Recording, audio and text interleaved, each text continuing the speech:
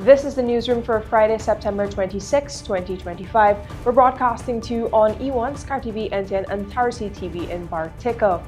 In the headlines, major developments as a Demerara River Bridge project nears completion. A family of 9 are now homeless and seeking support after Crabwood Creek fire. All my children are school items this one. Bag, books, everything. A CSEC top performer who's also an award-winning writer shares her story. And in sport, a new Golden Jaguars head coach wants players to aim high, and Jamaica Tallawahs could make a return to CPL in 2026.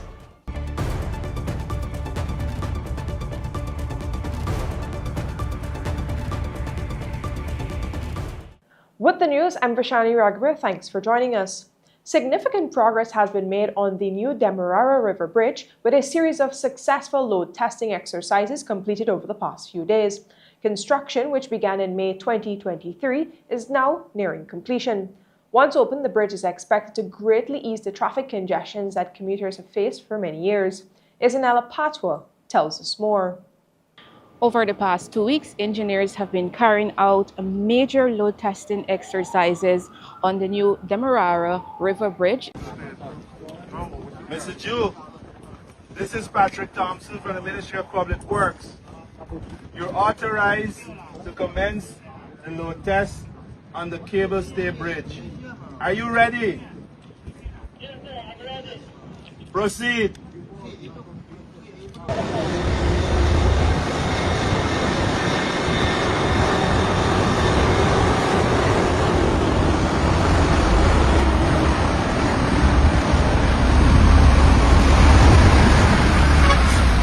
On Thursday, 20 fully loaded trucks were carefully positioned across the bridge to simulate heavy traffic conditions. At the same time, experts monitored how the bridge performed under stress.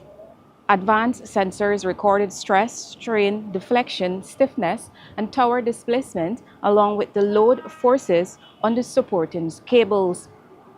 These tests are critical to confirm the strength, durability, and safety of this new infrastructure before its official opening. Meanwhile, work started on Friday on the bridge's twin towers. The towers will feature the design of the Cassie Crown of Honor, Guyana's second highest national award in the Order of Service. Minister of Public Works, Juan Ejil, confirmed earlier this week that every load test so far has met and exceeded expectations. Testings began on September 15th, and final works on the approach and the roundabout linking to the Heroes Highway to the bridge are almost complete. Last week, a site visit was conducted to examine plans for a connector road linking Providence on the east bank of Demerara to the new Ogle Highway. The aim is to establish a route similar to the Hags-Bosch alignment. With traffic volumes set to increase, the new connector road is expected to ease traffic congestion, particularly at the Eccles roundabout, where vehicles from this new infrastructure will merge. So we're currently in the vicinity of the bridge on the east bank, and on the west bank, a new connector lane is already in place, allowing traffic to flow directly onto the carriageway while bypassing the roundabout over on that side. Construction began on the US $260 million bridge in 2023 and is being constructed by China Railway Construction International Limited. It will operate toll-free 24 hours and with a maximum speed limit of 80 kilometers per hour. More than 50,000 commuters are expected to use this bridge daily once it is completed. The new Demerara River Bridge is expected to be fully operational and open to traffic by the end of this month. For Newsroom, I am Isanella Patwa. 9 persons are now homeless following a fire suspected to be electrical in nature that destroyed their home at Lot 7B Grant, 1804 Crabwood Creek, Quarantine, Berby. Thursday, a housewife was living in the 3-bedroom wooden and concrete house with her husband, Farhad Bacchus, and their 7 children aged 15, 14, 8, 7, 5, 3, and 2. Shanisa told reporters that around 11:30 hours Thursday, she and her children were on the lower floor when they noticed smoke on the upper flat of the building. Upon investigating, they discovered it was coming from one of the bedrooms where the fuse box is located.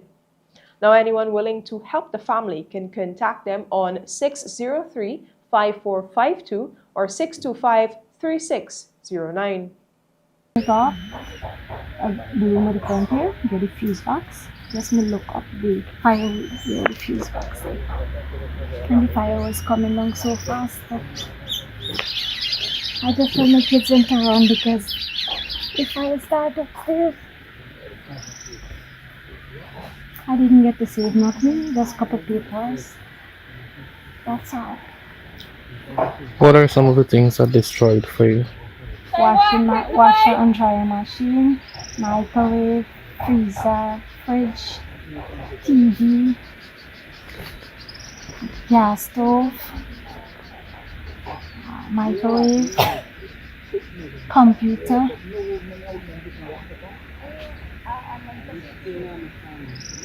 Jewel, I can't really tell like what much more. So much clothes, I don't have clothes, all my clothes are gone. What is your next move?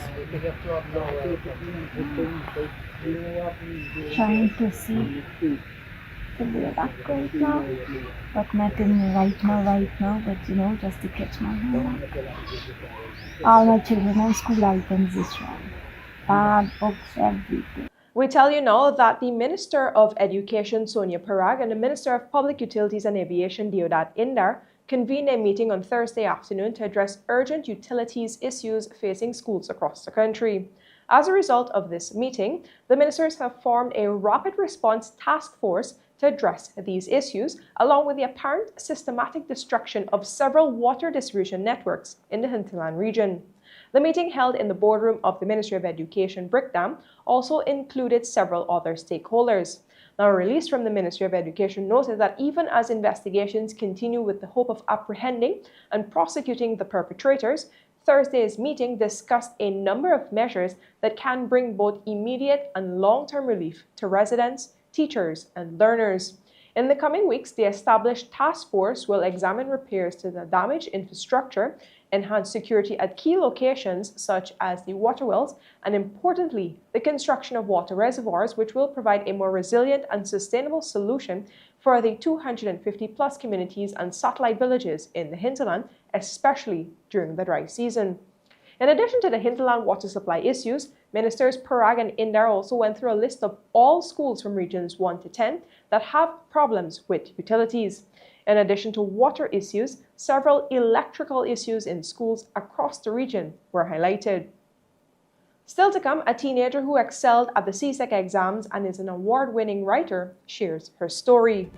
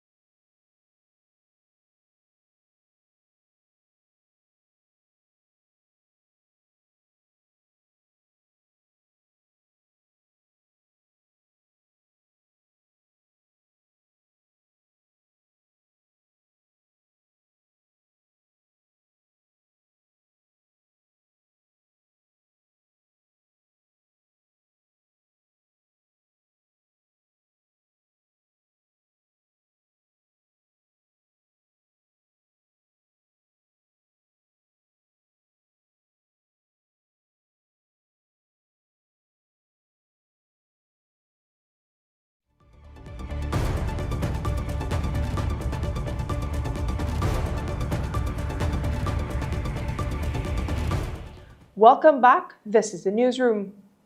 At just 16 years old, Jessica Prasad is a winner of 2 Guyana Prize for Literature Awards in poetry and short story writing.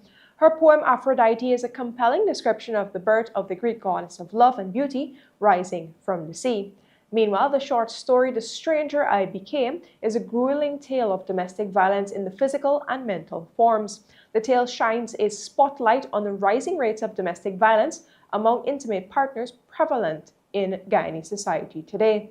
Young Prasad proved to be a force to be reckoned with when months after winning 2 Guyana prizes, she was once again awarded as a top performer that should be at the Caribbean Secondary Education Certificate examinations. She spoke with the newsroom. Firstly, you can't please everyone. I think that we have allowed ourselves to become so dependent on the validation of others that sometimes our work or everything that we do in life has lost its curiosity and interest and overall its meaning. So I think that you should surround yourself with people who enable you to grow, but you also have to allow yourself to grow. You can't be in an environment where people are stifling your growth, and you should also be confident in yourself and try to participate as much as possible. I grew up in the heart of Guyana, Georgetown, and I spent my entire life there. So being in a town environment, I was able to see a lot of this bustling environment and, be able to engage with a lot of people and interact with them. For me, I'm a very creative person. I'm not really good at sports. However, I take pride in doing things like painting and baking and writing. So I think that poetry found me before I found it. Like I said, it starts with really small steps for me or small sparks. I can't exactly say when I started writing poetry because I remember I would write like little lines. Maybe they would have a few rhyming words or they would be incorporating metaphors in it. And then after a while, I was like, okay, this sounds good. Maybe I could add a few lines to it, a few more rhymes, and then I would lengthen it. And then I would just tweak it here and there until I was satisfied with it. If you haven't read Aphrodite or you're not aware of who she is, she's the Greek goddess of love, beauty, and fertility. And in this poem, I would have basically alluded to her birth from sea. Aphro means foam. So would have been casted into the sea by his son, Cronus. And from this small disturbance, it started as a drop, then it became ripples, then waves and tsunamis, as I would have mentioned in the poem. It basically talks about how this destruction can create something so beautiful and so whole and complete. My writing, I'm hoping for it to be something that people who feel like they don't have a voice, they're able to somewhat relate to my work and they feel less alone. Even if they don't come forward to say that they relate to it, they feel as if there's someone else who can understand how they feel. This topic of domestic violence, although some people may argue that it is a cliche topic, I think that it's still important that we continue to highlight it because, as I said, I want these people who feel vulnerable or alone to have a voice or to know that they're not alone in this situation. And I think a lot of persons sometimes, in my short story, I would have mentioned physical abuse, but I also I would have described it in such a way that it talks about not only the person's body was abused, but also their mind and their soul. Because I think that a lot of people don't understand how soul crushing or mentally destructive it is to the victim instead of just like their bodies being damaged. As for CSEC, it was a challenge. I'm not going to say that it was easy or anything like that. I wouldn't underestimate it. But I'm really proud of myself because I put in a lot of work and I would have managed to balance both doing something extracurricular like this and also my academics. And I think that I'm going to continue doing that. I aspire to be a pediatric cardiologist because I have a passion for helping others, especially children with heart conditions, and I do want to ameliorate the conditions that they currently have and better it. For me, after winning this Guyana prize, I'm a lot more confident in my abilities to write because I think that more people would want to see my work, or I'm hoping so. So even though that would not have been something that I can see myself doing as a career, I would like to incorporate it. Simone Williams, a 23-year-old Barbadian and the first to hold the title of Miss Caribbean Beauty and Intelligence, is in Guyana to launch the Special Spark Movement, a program designed to empower children with special needs through education, sports, and the arts. Williams, who works as a special education needs teacher in Barbados, believes the initiative will create opportunities for children with special needs to shine.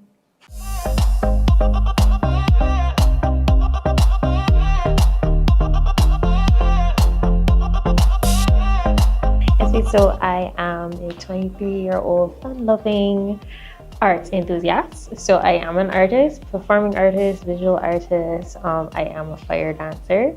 Outside of, I would say, my hobbies, I am a teacher, an assistant art teacher for special needs children at the Derek Smith Secondary Vocational School in Barbados. So I teach special needs children. A lot of people think that pageantry is just parading on a stage, just looking pretty, but it is a lot more than putting on makeup, putting on good looking clothes. It's about the hard work, the dedication, having a voice for the voiceless, speaking up for charities or projects that mean a lot to you, and showcasing that it's not just about, the stereotype of being a blonde per se, or just looking pretty for, I guess, politics, but it's a lot more than that. And showcasing that to the world, that pageantry is actually a platform to empower women. So that's what it means to me. It means empowerment. So I actually would have fell into teaching a few years ago. My best friend, who would have recommended me for an opening position. I went and I actually loved it. I didn't know that I have that deep of a love for children. I do know that I love teaching, I love interacting, but I didn't know exactly where it would have stemmed from. And I guess in continuing, it would have awakened an unknown passion, I would say. So I actually came back to Guyana to launch an initiative that's very close to my heart.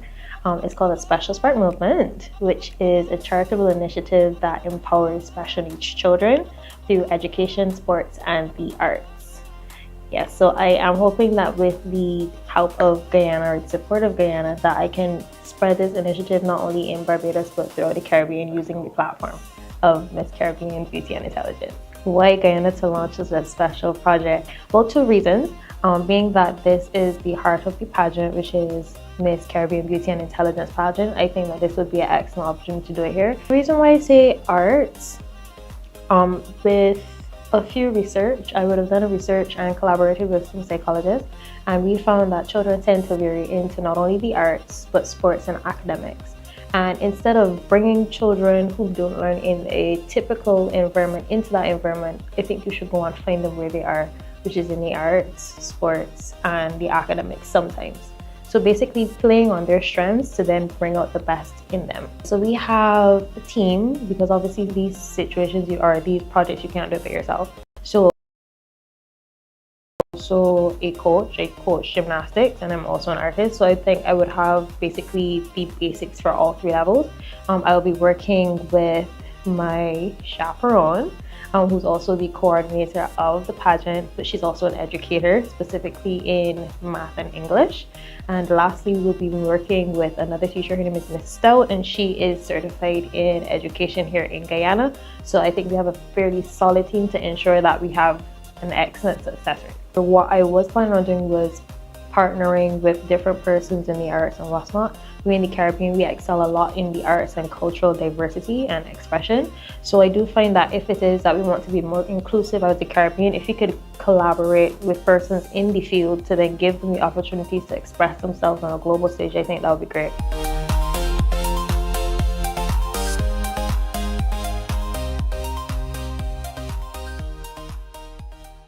Now, when the newsroom returns, Guyana's leaders share crucial issues at the UN. Stay with us.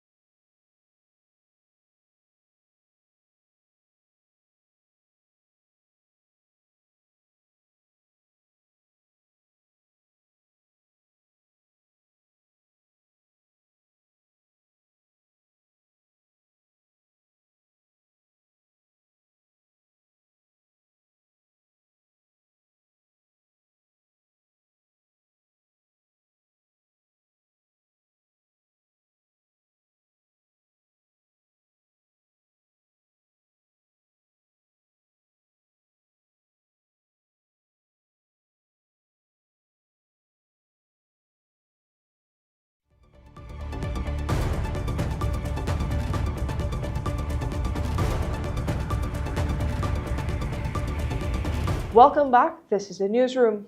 We tell you now that Presidential Advisor Dr. Mahendra Karpan spoke at a crucial meeting of the United Nations General Assembly in New York, urging countries to focus more on much-needed investments to improve healthcare. Dr. Karpan also highlighted Guyana's efforts to improve its healthcare system to better care for all citizens. Non-communicable diseases and mental health conditions are among the greatest health and developmental challenges of our times.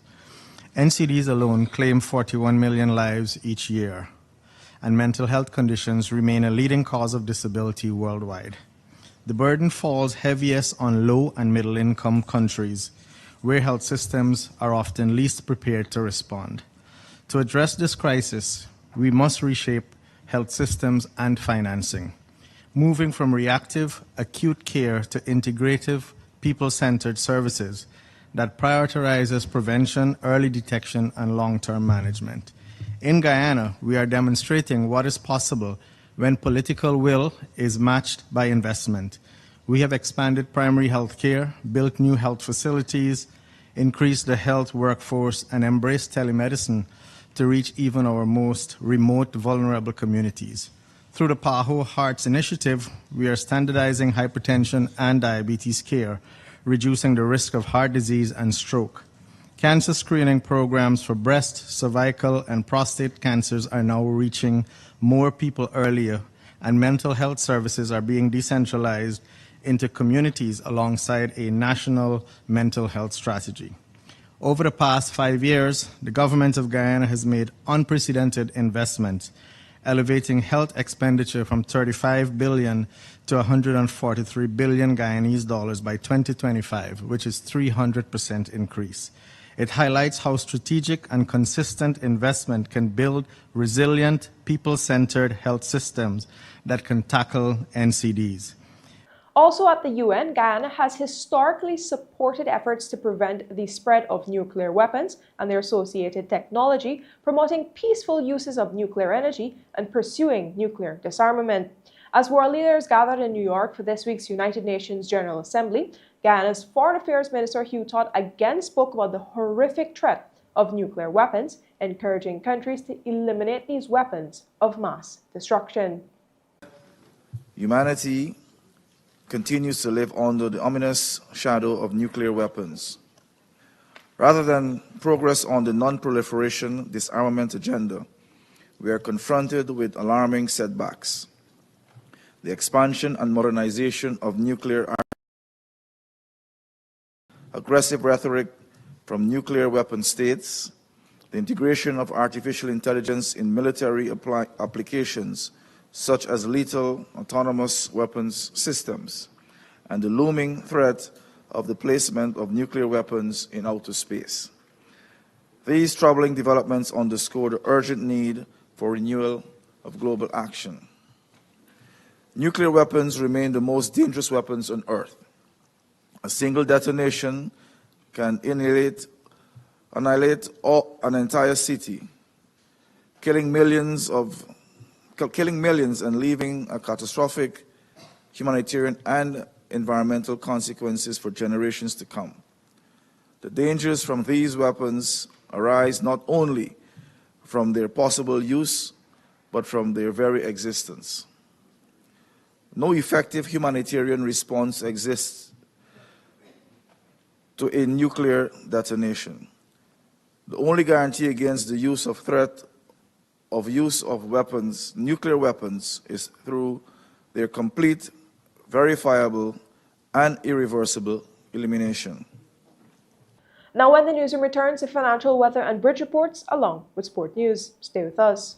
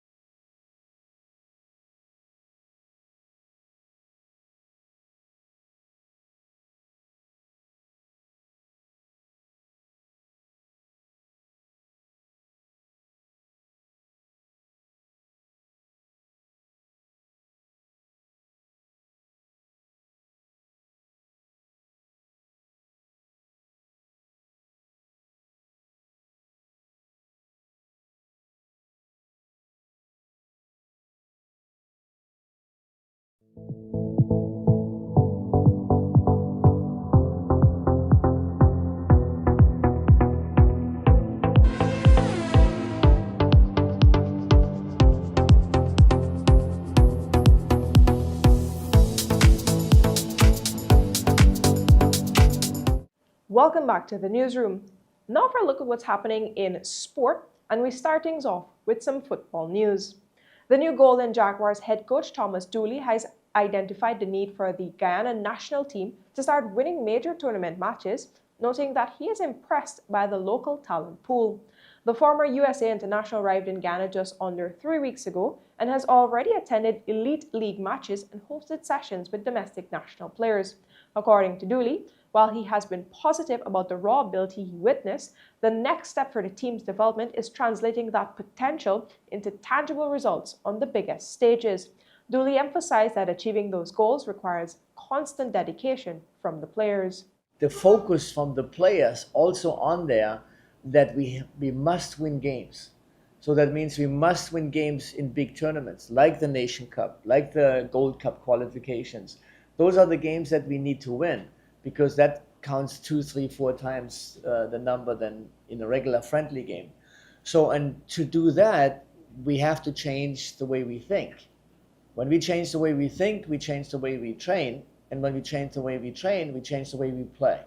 And that's something that I saw a little bit was missing, that people don't really thinking too much about why it didn't work out or why they're doing certain things. So we had a great meeting last night, the video meeting, when we talked about mistakes that we did. And like you maybe know, when you see something, that doesn't lie. So I can tell you something about what you're doing wrong, but you say, yeah, okay, but it's going in here, going in there. But you're watching on a video what you're doing wrong, then you process it in your brain. And then when you talk about it, and we talk about it in the team, you will never make the same mistake again. Because next time when it happened in the game, you're thinking about that meeting we have and what you saw. And it's a development process. And you have to be open to that. Trying to make the basics perfect. That's what football is all about. And obviously, you know, if everything would be perfect, then we wouldn't play where we are at the moment. So we have goals that they are realistic, and I'm really looking forward to achieving those goals. Nothing comes overnight. And I explained it to the player, it's not up to us, it's up to them. They have to perform. Performance is everything. And that's how we also putting the lineup together, we're putting the group together. It's about a message that I was trying to get to the players in the last couple of days, couple of weeks, actually 3 weeks. And like I said in the beginning, it is exciting and it is very promising, because I could see in those 10 training sessions or 8 training sessions that we did, that the players improved from the first day on.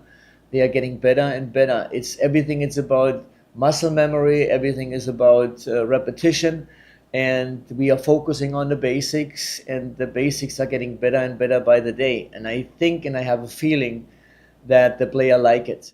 The Amerindian Heritage Games are currently underway at the Everest Ground on Camp Road, showcasing a high level of competition as celebrations continue throughout Amerindian Heritage Month.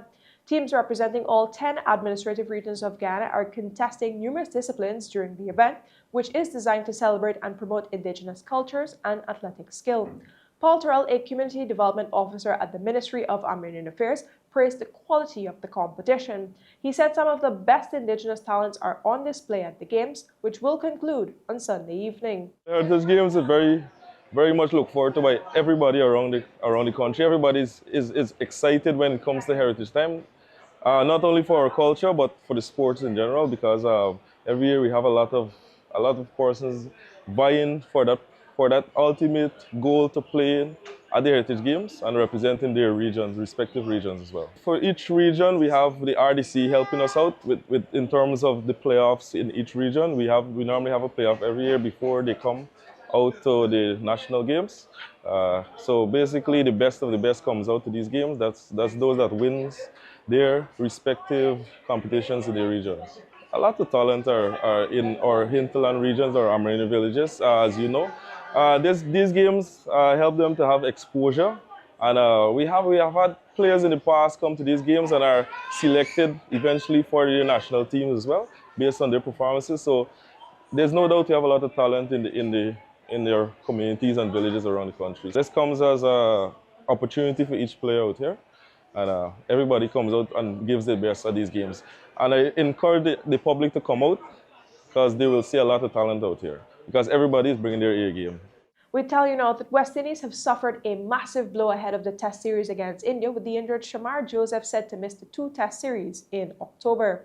Cricket West Indies made the announcement on Friday morning, stating that Joseph will be re-evaluated ahead of the Bangladesh Limited Over Series. Bajan fast bowler Johan Lane has replaced Joseph in the squad. The squad reads Roston Chase, captain, Jamil Warrican, vice-captain, Kevlon Anderson, Alec Atanasi, John Campbell, Tejnarain Chandrapal, Justin Greaves, Shehub, Tevin Imlak, Alzari Joseph, Johan Lane, Brandon King, Anderson Phillip, Kyrie Pear, and Jaden Seals. The opening test will be played from October 2 to 6 in Ahmedabad, followed by a final match from October 10 to 14 in Delhi. Head coach Darren Sammy said West Indies will head to India with the mindset to win the 2-match Test series in October. Sammy indicated the Caribbean side will seek to draw inspiration from New Zealand, who defeated India 3-0 in the 3-match series in India last October. So for sure, this would be one of the areas we look at as to what the things New Zealand did in India that allowed them to be successful. You know, the type of players they had, the way they went and play. We definitely will be looking out on that and see from the roles that we have and the personnel, and see how best we could emulate something like that in India. I am from my end, and I'm pretty sure I could speak on the rest of the staff. The 10 days leading up to the test match, we'll be drilling in all these things and planning very well as to how we're gonna beat India in India. We definitely going down there with the mindset to win. We're not just gonna go down there and think, it's India. No, New Zealand went there and did incredibly well, and that we should take inspiration from. But again, is understanding the things that New Zealand did against such in those conditions and try to emulate it with our guys as well. We tell you now that the GMR Group, who co-own Delhi Capitals in the IPL, are in advanced discussions to relaunch the Jamaica Tallawahs franchise in the Caribbean Premier League. GMR, an Indian infrastructure conglomerate, has expanded its cricketing portfolio significantly in the recent years. It is directly involved in the operations of Dubai Capitals in the ILT 20, Seattle Orcas in the Major League Cricket, Hampshire in English County Cricket, and Southern Brave in the 100. Jamaica Tallawahs, three-time CPL champions and one of its 6 inaugural teams, have not featured in the league for the last 2 editions. The franchise's most recent owner, Chris Prasad, sold it back to the league in 2023 and bought the rights to a new team, which became the Antigua and Barbuda Falcons. Prasad cited a lack of support from the Jamaican government as a reason for the franchise's initial disbanding. However, the Sports and Tourism Ministry announced before this month's election, which the incumbent Labour Party won, that it was finalizing arrangements for the return of a CPL franchise to Jamaica following recent investment in facilities at Sabina Park. It is understood that GMR officials attended the final of the CPL on September 21, and they are considered strong favourites to run the franchise from next year. They would become the 7th team involved in the league, which would lead to an increase in the number of matches played. Captain Surya Kumar Yadav has been found guilty by the ICC of breaching the code of conduct for his comments that alluded to the military skirmish between India and Pakistan after their group match in the Asia Cup on September 14. It is understood Surya Kumar's not guilty plea was rejected by ICC match referee Richie Richardson and that he was fined 30% of his match fee. India have appealed against the verdict. 2 Pakistan players, Sahibzada Farha and Haris Rauf, have also faced disciplinary hearings on Friday following their actions in the Super 4 game between the 2 sides on September 21. Farhan was pulled up for his gun celebration after reaching his 50, while Rauf was captured on camera making gestures that alluded to the downing of an aircraft. They're still waiting to hear what sanctions, if any, they face. With that, we've come to the end of this evening's newscast. Of course, you can find these and other stories at our website, newsroom.ui, and across our social media pages, Newsroom Guyana. On behalf of the news and technical teams, I'm Bishani Raghavir. Thanks for joining.